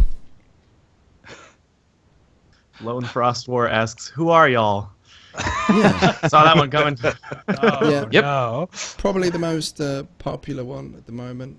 We are the new podcast team. The previous team have fled the nest. They've gone to, get out there on their own and do other projects. You can't expect them to, stay with the same, in the same place. Everyone evolves and they develop and they need to further their careers. I mean, these guys are extremely good at what they do, and they've worked hard and they can stand up on their own. And you can't expect them to not do that, So I wish them the very, very best. But we are now stepping in, not to so much as replace them. We are just filling in the spot that they left behind, So, and we're going to do it to the best of our ability. All of us are very humbled. We're very gracious to have this opportunity, and we're going to do our damn best to do as good a job as those guys did. So, any support that we can get is fantastic. Yeah. Believe us when we say that we are 100% aware that we have extremely large shoes to fill. Oh, yes. Hearing this is not a surprise to any of us. Yeah. They did a fantastic job. They're great community members. We love all of them, and we just wish them the best with whatever it is they're going to move on to do, because we know it's going to be great. But in the meantime, we're here, and we're going to do what we can. Yeah. And to dispel some of the notion, a lot of us aren't really new to Planet Destiny. Several of us have been here for quite a while. Of course, Bones is super duper famous. Fallout, super duper famous. Story, super duper famous. But we've been with Planet Destiny for a while. Yeah. Meg, really? But you're Captain Falcon. Thank you for picking up. A lot of people don't realize that my avatar's a reference to Captain Falcon. Do they really? Thank you, Fallout. I don't know. A lot of people don't realize that. Okay. But a lot of us have been with Planet Destiny for a while. Personally, I've been with them for about a year and a half now. Yeah, you've so been around it's longer not than like me, it's not like we've just jumped into the boots. We've been here. We've worked with Planet Destiny for a while, and while we wish the old crew the best with what they're doing, and they're doing some fantastic stuff, we were asked to take these positions. We're going to try to do the best we can and bring you the absolute best show that we can do. Yeah. That's the cool thing about Planet Destiny is it's a really big team. You've got the podcasters, you've got guys doing videos. I've written articles for Planet Destiny. There's a team of writers putting together, written guides for me to read at work because I can't use YouTube videos. There's lore breakdowns. I think there's like a Destiny fiction that has just gone up on Planet Destiny. The database that's put together. It's a whole team, and that's why it's so useful and why it's so in depth, and it's awesome. I love that. And there's 2 podcasts on the little Planet Destiny network as well, and I'm honored now to be on both of them. It's crazy. Trying to get a monopoly on those podcasts. Huh? I'm taking over. Yeah, Absolutely. all your podcasts belong to us. Hey, I got a question here from Sagan. An actual question. Ooh, let's hear it. Yeah, here, question 1. Do you think there should be a Trials of Osiris exotic weapon for the PvP players? Oh, Why not? I saw that question earlier, and I really thought to myself, well, on the bad side, do you really want to have something that's restricted to only people who play Trials? And then on the other side, I said, why not? Yeah. Why not? Yeah. I 'Cause mean, for the PvE As someone fans who out is there, now, you know. I was gonna say, as someone who's now competed in trials once, I'm an elitist, and I say we deserve an exotic. So Welcome to the dark side. welcome to the 1%. Yeah.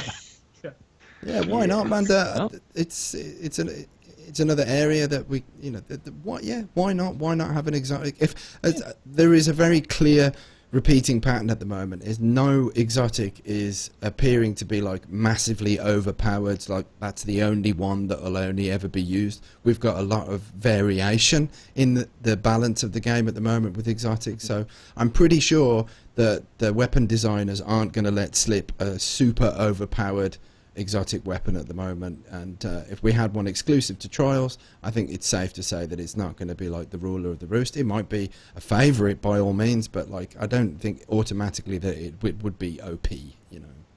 Sure. Yeah. I think the problem is that from a business standpoint, that's a tough call to make. Yeah. I've always been like, yeah, make them really hard to get. I want exclusivity. I want to have this one emblem that other people don't have. But eventually everyone gets all the emblems and stuff. And it's really tough to say like, we're going to make it so only a certain dedicated portion of our fan base really has access to this. I think that's tough. Yeah. It's so weird to tell from that side, but sometimes I'm very self-aware where it's like, oh yeah, no, it makes sense for me to say that because I would play this game no matter what every day, regardless of what kind of gear I can get. But there are people who do not want to keep playing after they've acquired their gear, and that's what the poll is. I mean, that's what they're grinding for. There's different ways to approach it, and it'd be super great if I could get that sort of just special thing for me to say like, look how much I play, but like it might not happen, and I kind of get that as much as I could sit there and dream about it. Bungie have I think me. this They have me as a podcast player. is your Yeah. look how much I Yeah. play thing. Yeah, I mean, Bungie have me as a player. I don't collect stuff and then stop playing. I'm not that person. I'm like always looking to variate the loadouts, try new things. I'm that guy that never had armor materials or weapon parts because I was always upgrading stuff to try it out. Yeah. Even if it wasn't supposed to be any good, I'll try the thing out and see if you know what I think of it. I like doing stuff like that. So I'm always going to play.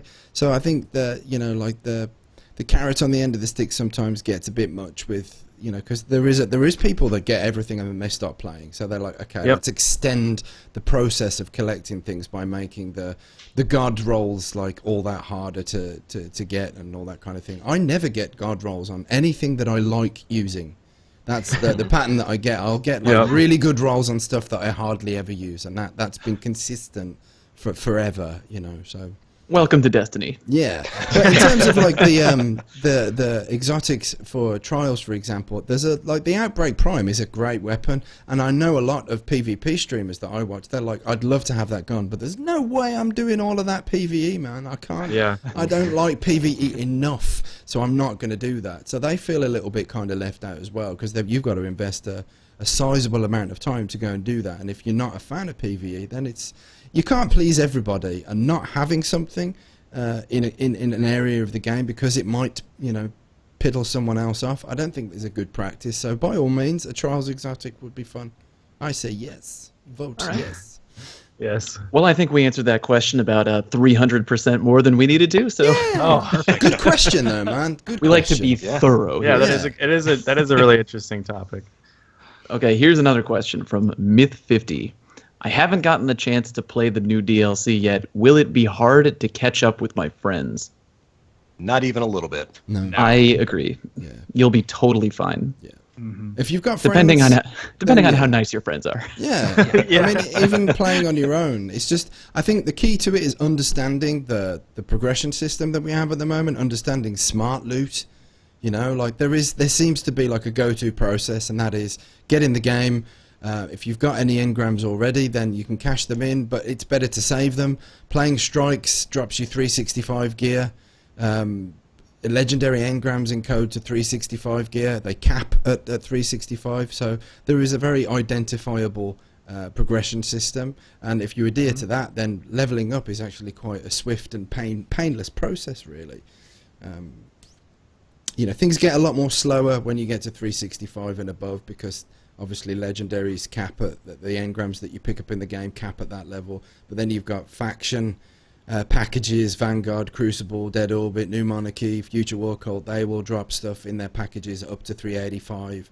So there's a process to adhere to, and if you kind of figure it out and follow it, then you'll level up very quickly. Yeah, if anybody's worried about joining because their friends have already hit like max light after it's been out for like a little over a week, then they should just think it took their friends a little over a week to hit max light, so they'll catch up pretty quickly. Like, I mean, obviously, and you that had was with some extensive grinding. So. Yeah. I mean, if you saved lots of exotic engrams from year 2 and legendary engrams, you had a clear advantage. I mean, I was sitting on a load of legendaries.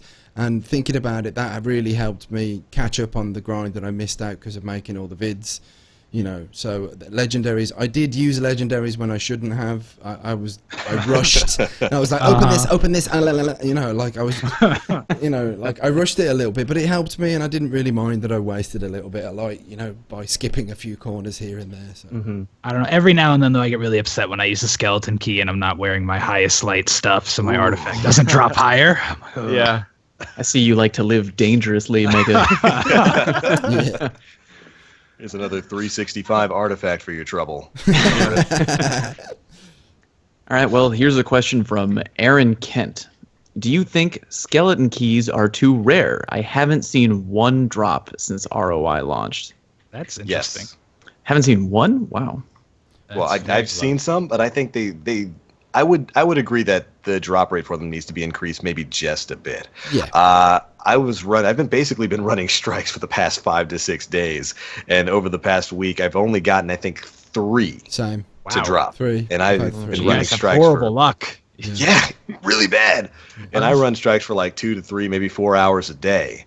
Yeah. And I could definitely see an increase in the drop rate. I can see that being a thing. See, for me, I was running the normal strikes for the Iron Bandit book, and I did 18, and I got I think 4 keys in that time, and that's better than probably what I would have gotten the loot from before when we didn't have skeleton keys. I feel like now that I get the key, I can go straight to the strike I want and get the gear I want. So for me, it hasn't been that bad. I've probably gotten like 10 skeleton keys since Rise of Iron dropped.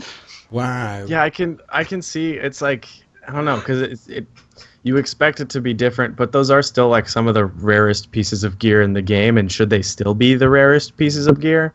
Like I have 2 Devil's Dawn, and I got a couple tries at an Imago loop and things like that. And it's like, wow, that feels like I spent a year not getting that, and suddenly I'm just like, this roll's crap, another one. This roll's crap, another one. So I don't necessarily want them to be pouring in, but at the same time, I haven't seen one in a while. Yeah. And I'd love to actually get another chance. Yeah, a slight would be perfect. That would be good. A boost would be good because they're not flowing like wines at the minute, but they shouldn't. Because this is really top tier stuff. If you can get double drops as well, you can get a high level artifact as well as either a good piece of armor or a weapon, and it is good gear. Like I've only had one disappointing drop from the chest, and that was an Imago loop with an absolutely useless roll on it. But it dropped at high light, so it was infusion material at best. So you're going to get good stuff from them. So I think the balance is right with the quality of the product. From the loot chest, we just need to see slight increase in the keys. As the person who's shown that they're lucky with them, I'm not going to complain about them dropping more often. So I'm coming to strike with you. Hopefully that rubs off on me a bit. Yeah, seriously. Yeah. Here's a question from someone named Dad. I'm going to direct this question at Link. Are you naked at the moment? Why? Can you see me? What we don't know is his real dad, and he's standing behind you at the moment as we speak. Typing into the Twitch chat on his phone. Mr. Black Link needs to know. Son, are you naked? Where are you hiding? Here's a good question for Bones to answer from Evan Myers. When do you expect Bungie to release a Vault Space update? Oh gosh. I have been in so many Twitter fights when like I just, you know what, I get it. I've had a had a lot in my vault. I save more and more as time goes on. The expansions have been needed to the vault space, but when it's like, oh man, could they devote their time to anything? What are they just working on over at Bungie? Don't yell at them and tell them to make more vault space, because that's not that important. And you can get rid of those 5 vendor rocket launchers I know you all have, and I know you have like 5 versions of the mid-rate of fire auto rifle that you're not using right now. And I just like, but you know what? I get it. And as time goes on, there's things that are valuable to me. I have stuff from year 1. I have, copies of this strike-specific loot. I have a stupid taken shotgun where I'm just like, I'll never use this, but it looks cool. Yeah, I get it. But if you want to get me yelling at you on Twitter, tell me about vault space. It'll come soon. Hashtag less vault space. Direct those tweets directly at Bones. Yeah. Tag me in Interesting campaign platform. Less vault space for Guardian. Get rid of it. Next question from Ryan.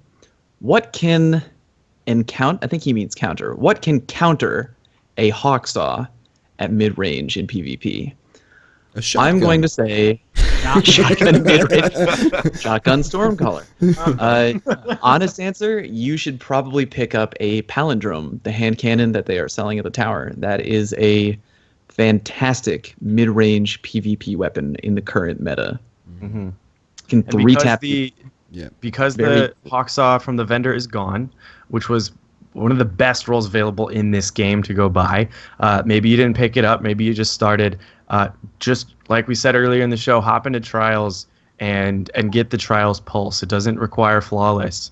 It's a really, really, really good gun, and with high caliber rounds and really solid range, it can counter that Hawksaw, and it can, you can give snipers a really hard time who want to scope you, and you just tap them away. Fallout and I were playing against each other earlier today, and he knows that I just had those high caliber rounds. The flinch factor.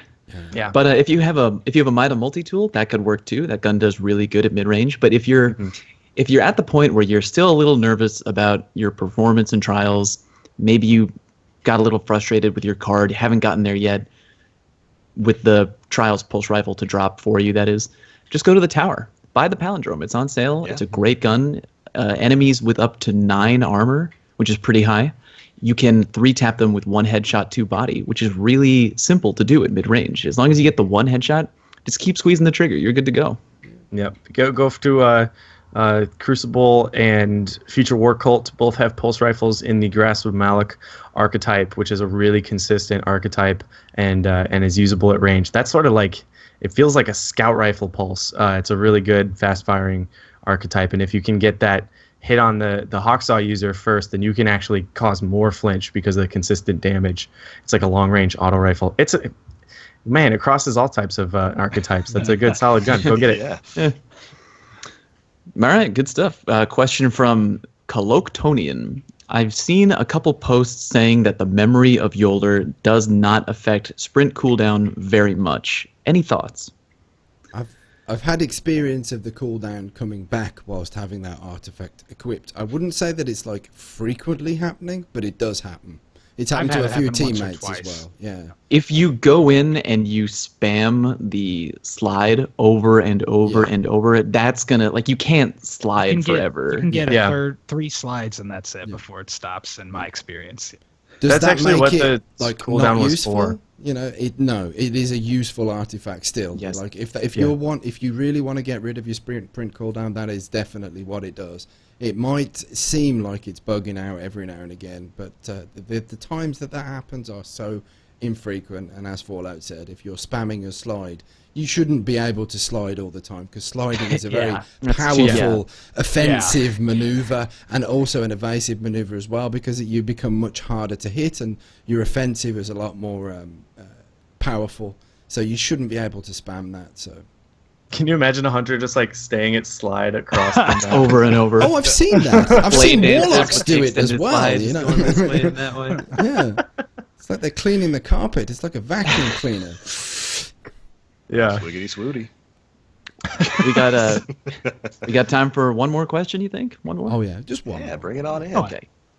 Caspian Kappa asks, how do you feel the raid will hold up in the long run for Rise of Iron? Raids are always going to...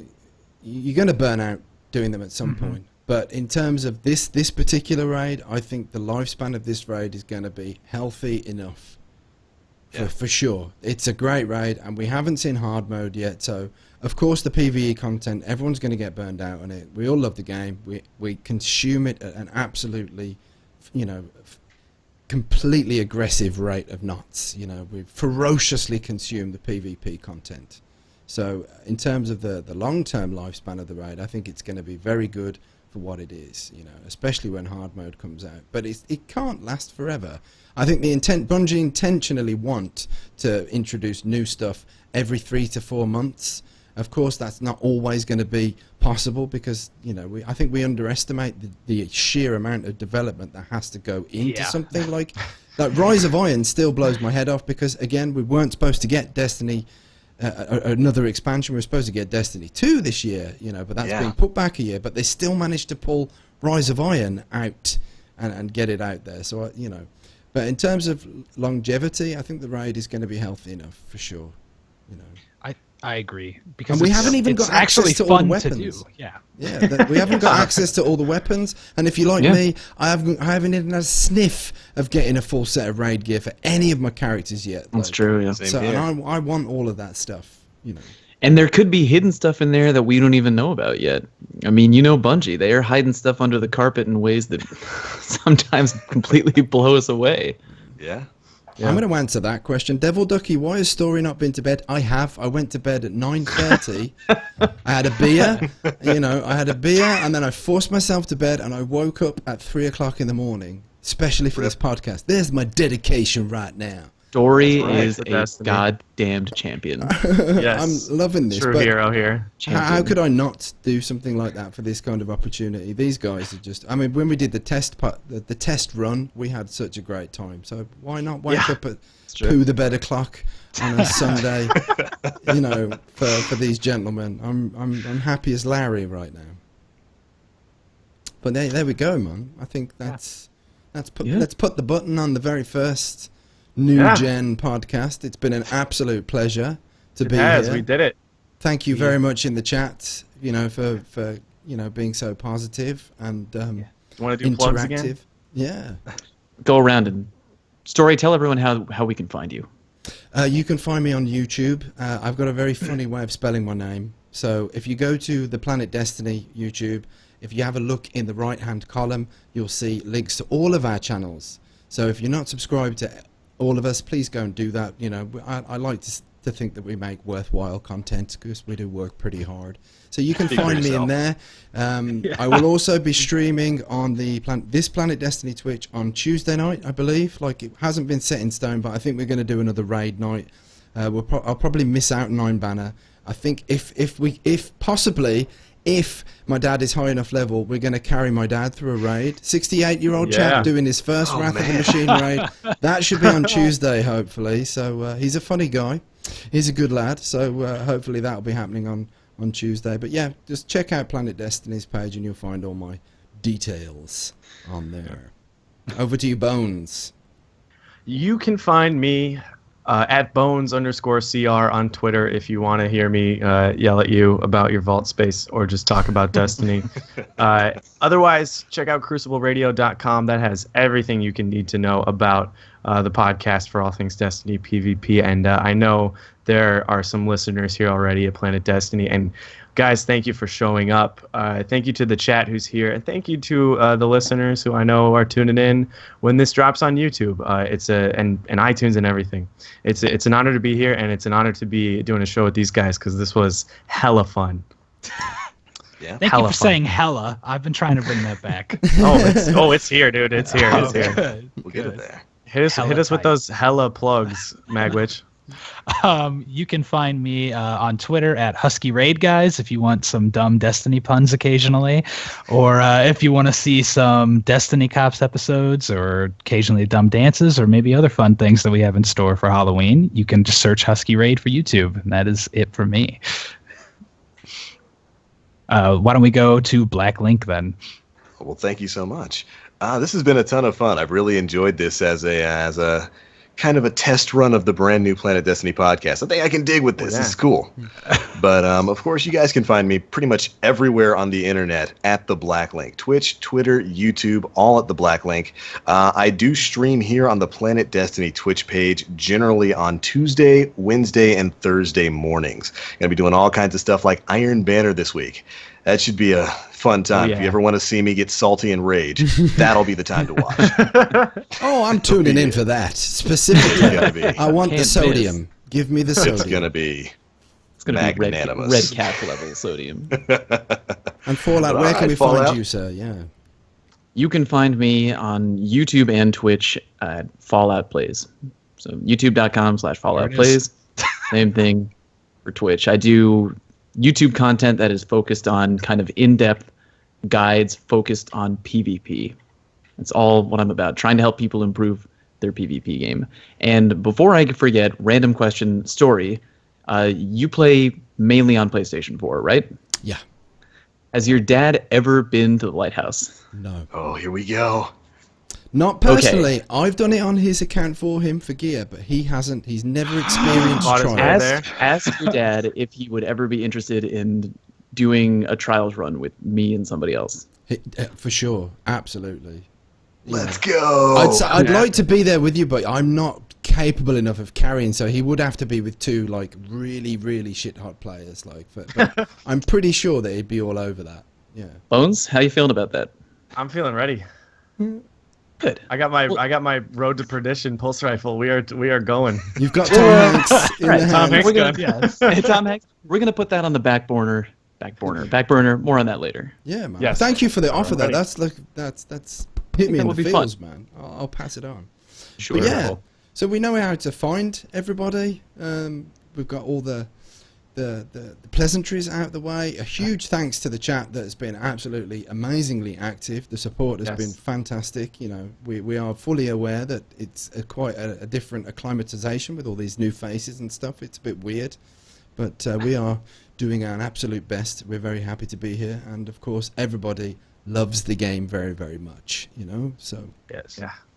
And that's about it. So we will be back at the same time next week for this more of the same. So think about all the questions that you might want to ask in the Q&A period, and we'll be seeing you then.